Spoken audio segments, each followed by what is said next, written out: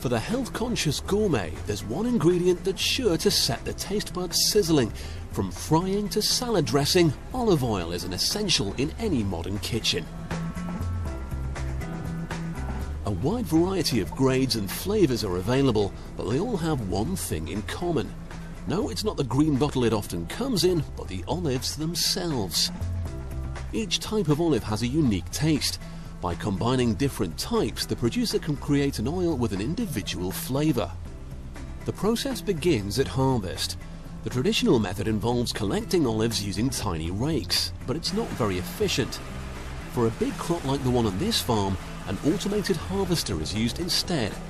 The machine surrounds each tree and literally shakes the olives off the branches. The fresh fruit is collected into a waiting hopper along with some leaves and twigs, but these can easily be removed later. A machine like this can collect as many olives in an hour as it would take the traditional farmer to collect in an entire day.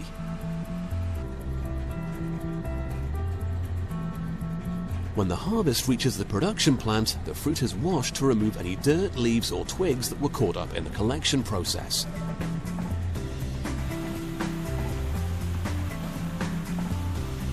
The more stubborn twigs and branches that remain are filtered out using a grill which only allows the fruit to pass through.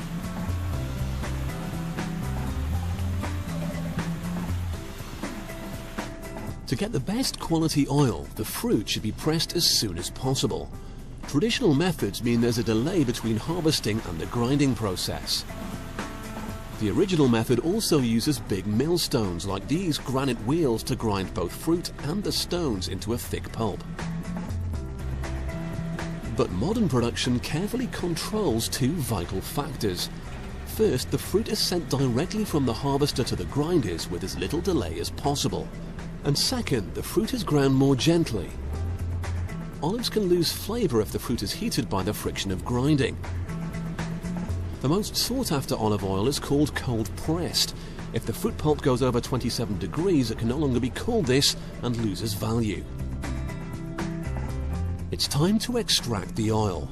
In the traditional system, the pulp is layered between hemp mats. Each quantity of pulp is followed by another mat and so on, until the alternate layers look like a stack of giant pancakes. The stack is placed in a hydraulic press which literally squeezes the oils from the pulp.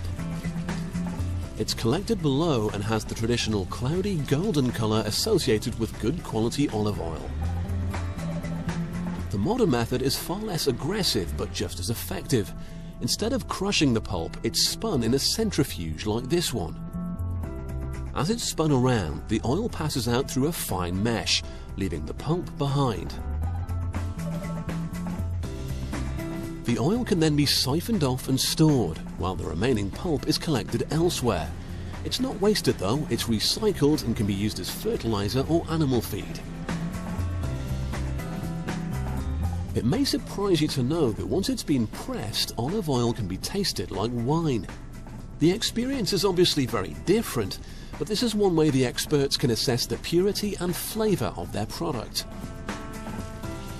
Pure, unfiltered oil is considered the most valuable.